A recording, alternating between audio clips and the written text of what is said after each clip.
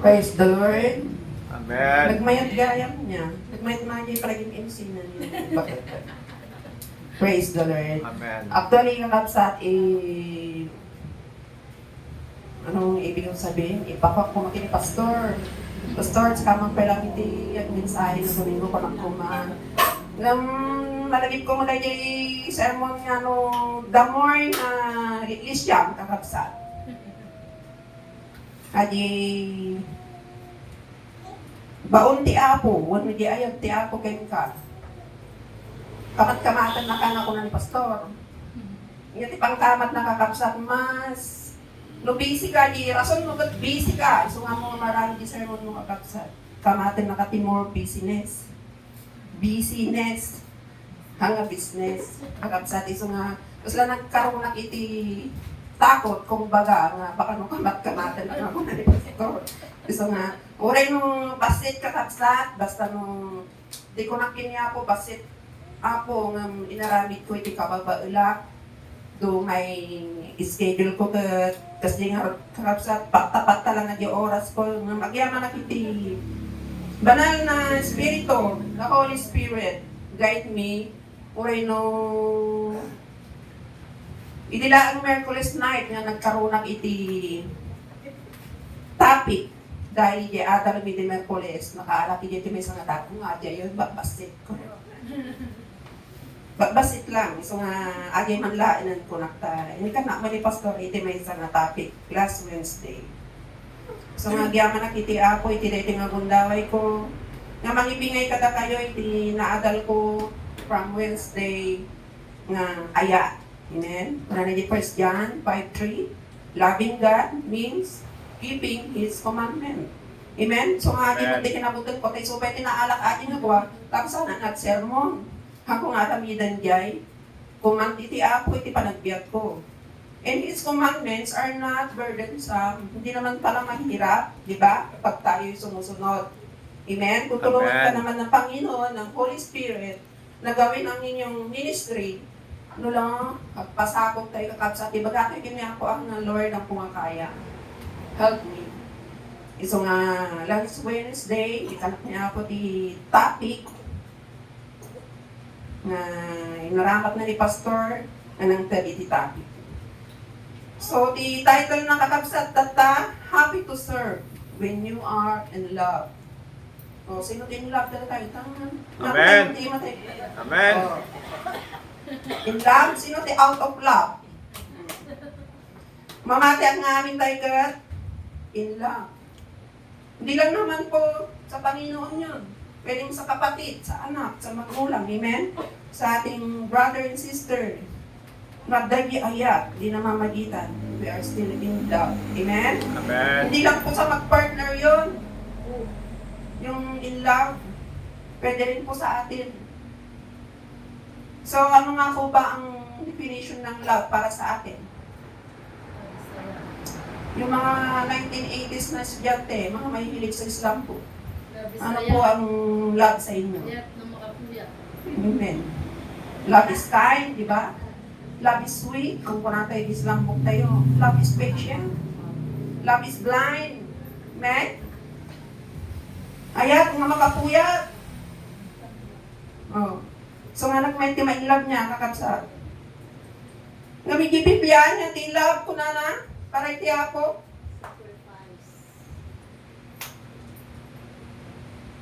Ano po ang inuudyok ng pag-ibig na nasa Biblia? Yan ko na di verse tayo, loving God means keeping His commandments. So, ibig sabihin po, meron tayong number 1, obedient, amen? Amen. Keeping His commandments, ibig sabihin, mag-obey ka. Ganun mo po pwedeng ipakita yung pag-ibig mo, hindi lang sa Panginoon, hindi lang sa asawa mo, sa kapatid, sa lahat-lahat ng bagay. Kung may pag-ibig ka, you have to obey. If you love the Lord, you must obey His commandments, mga nakakapsat. Ganun din po sa mga yun nga, sa mag-asawa, if you love someone, you are ready to do everything, di ba? Aramidan amin. Nakabagpaalatap na lang may pakita diyan mo di may isang tao. Sino na pa nakagawa nun? Mga maghanap ng mga pulang mangga, meron ba? Hello. Ganun po, kasi nga minamahal mo, maghahanap ka naman ng pulang mangga. Amen? Ganun po, pag tayo nagmahal, ginagawa po natin yung mga imposibleng bagay. Amen po ba? Ganun din po sana pagdating sa Panginoon. Yung what we think that's very impossible na magagawa natin para sa Panginoon. Pero kung ang nag-uudyok po sa atin ay yung pagmamahal natin sa Panginoon, magagawa po pala natin. Katulad nga ako nang na-experience ko ngayon na, Lord, parang hindi ko yata kayang pagsabayin. To become a lola and a pastora. Yun po. Pero pag nagpasak ka nga ron, iti tulong ti ako, dumang ka ti tulong ti ako. Hindi ka naman pala pababayaan ng Panginoon. Gamitin po natin yung pag-ibig natin sa Panginoon para gawin po natin yung mga responsibilidad natin sa loob ng church o sa labas ng church, sa ating pamilya. Amen? Wala pong ibang nag-uudyok sa atin para gawin po natin ang lahat-lahat ng ating mga ginagawa sa pang-araw-araw, kundi po yung pag-ibig. Amen po ba? Yung pag-ibig na nilagay ng Panginoon sa ating puso, yun lang po ang nag-uudyok para gawin po natin ang mga imposibleng bagay na sa akala natin ay hindi natin magagawa. Pero pag pinairan mo po yung pag-ibig mo, dahil mahal mo nga ang Panginoon, na kaya mo ganti pumanta. Amen? Kaya mo ganti bumitara. Because you love what you do. Mahalin mo po yung ginagawa mo. Para magawa mo ng tama, kailangan magkaroon ka ng love. Sa lahat ng bagay na yung gagawin para sa Panginoon, para sa iyong ministry, para sa iyong mga kapatid, sa iyong pamilya, you need the love na binibigay, na itinanim ng Panginoon sa ating puso. Yun lang po ang pwede nating gawin para masunod natin to keep His commandments. Ay yung love. I-keep po natin yung love sa ating puso. Dahil sabi nga niya, sapagkat ang tunay na umiibig sa Diyos ay tumutupad ng kanyang utos. Amen. Amen. Hindi naman mahirap sundin ang kanyang mga utos. Napakadali lang naman po, di ba? Hindi lang naman po yung mga commandments na love your parents or love your God o huwag kang magnakaw, huwag kang pumatay. Hindi lang po yun yung mga words o commandments ng Panginoon sa ating Biblia. Marami pa pong iba. Isa na po dito yung ginagawa natin every Sunday. If you love the Lord, keep your Sunday for the Lord. Amen? If you love the Lord, keep your time para mag-practice for the Lord. How busy you are, amen? Because you love the Lord. Yun po ang isang pagpapakita na sumusunod ka sa kagustuhan ng Panginoon. Pag yung mga simpleng bagay po, ginagawa natin. Katulad lang po niyan.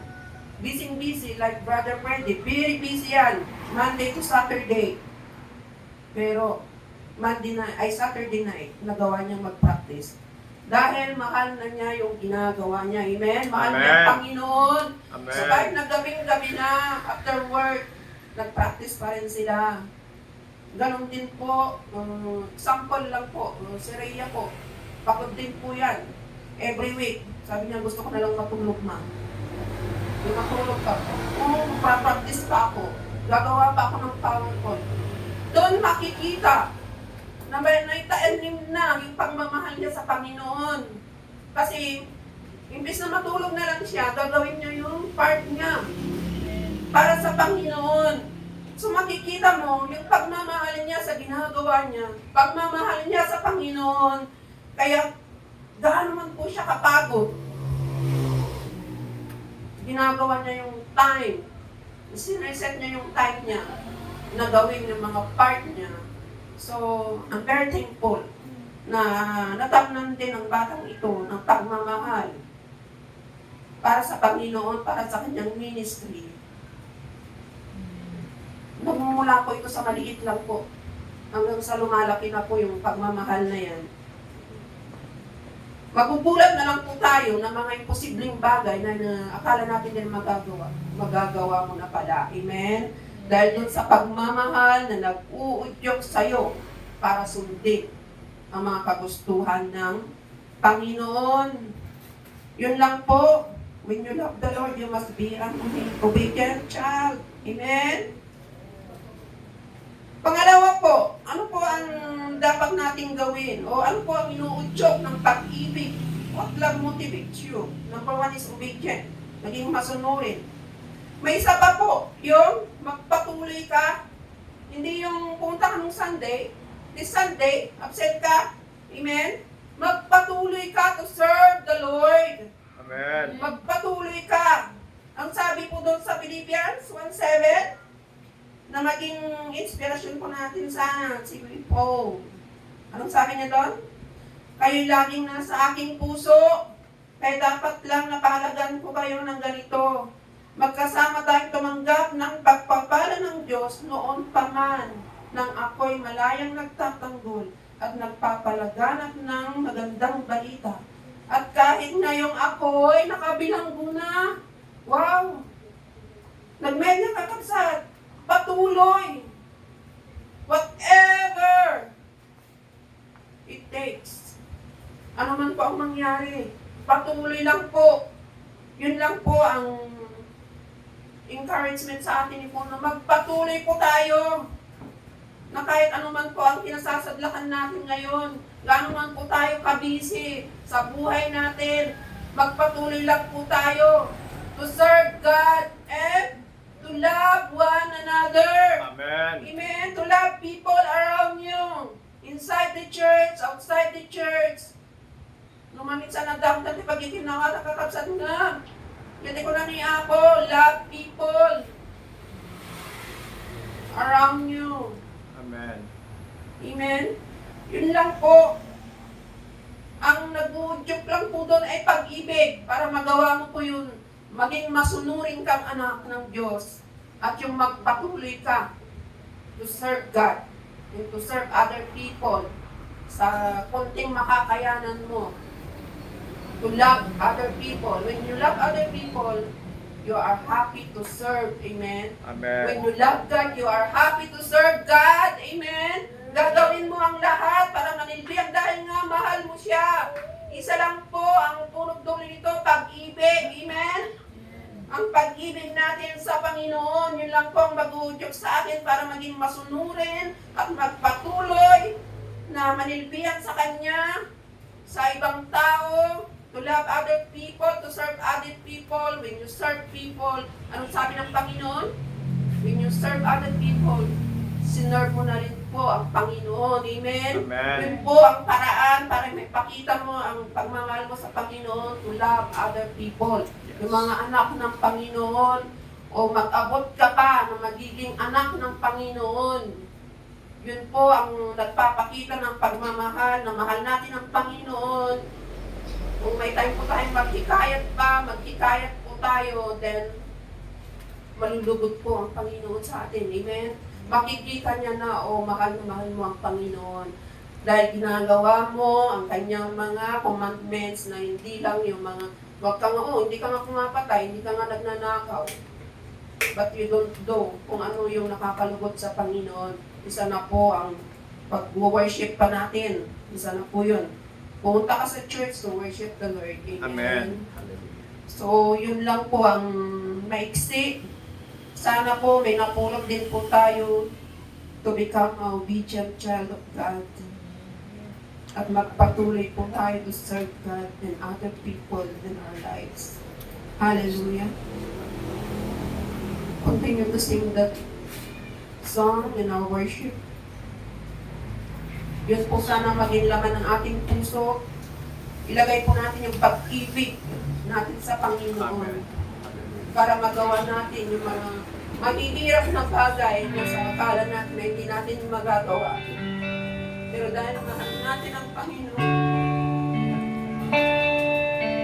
we can do everything. Hallelujah.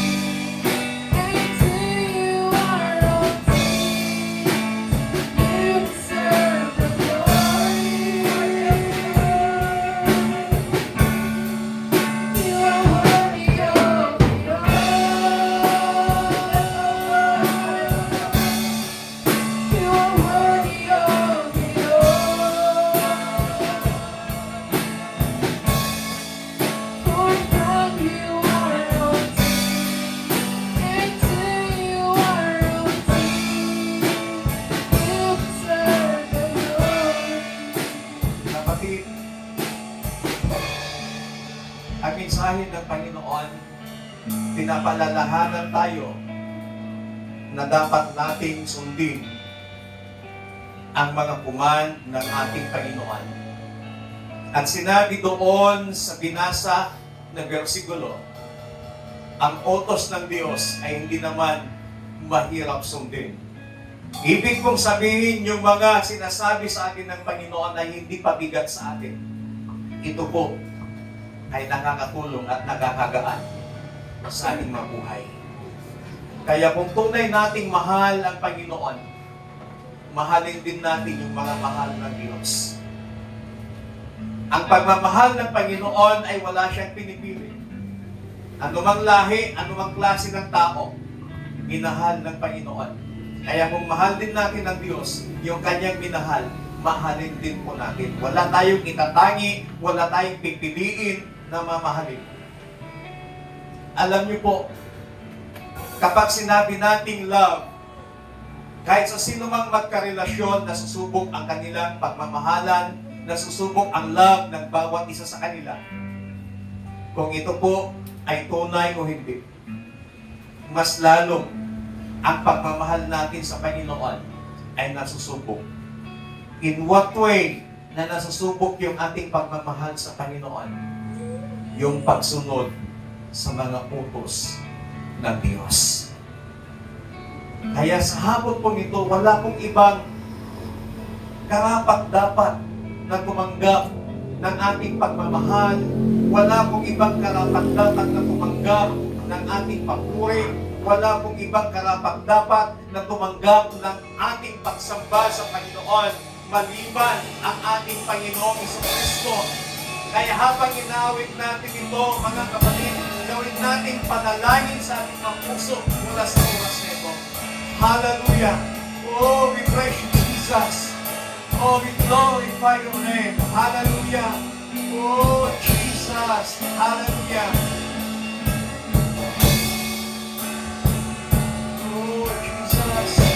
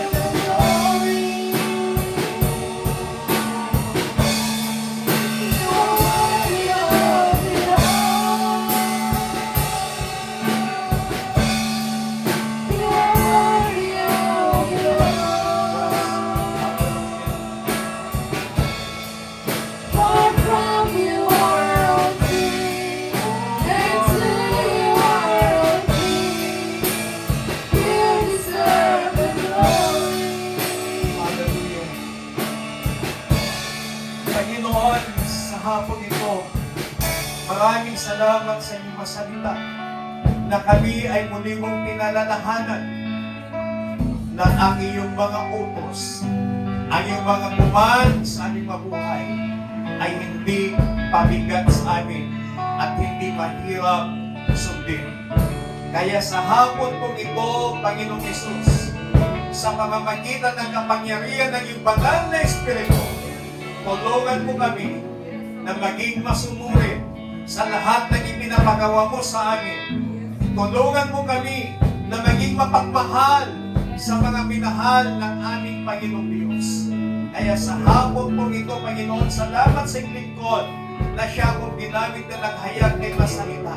At ang aking panalangin, patuloy mong panalibin, patuloy mong palakihin ang aming love sa inyo, Panginoon. Na anumang pagsubok para matest ang aming pagmamahal sa iyo, hindi po ito mabibintasan. Hindi ito matatalo. Hindi ito makapaglalayo sa iyo. Kundi mas lalo kaming mai-inlove. Mas lalo kaming magmamahal sa iyo, Panginoon. Sapagkat ikaw lamang ang karapat-dapat sa lahat sa iyong buhay. Kaya sa oras na ito, salamat ng maraming salamat po sa iyong masalita. Ito ang aming panalangin sa matamis na pangalan ng aming Panginoong Hesus. Ang lahat ay magsabi ng Amen! Palagpagan natin ng malakas ang Panginoon. Hallelujah!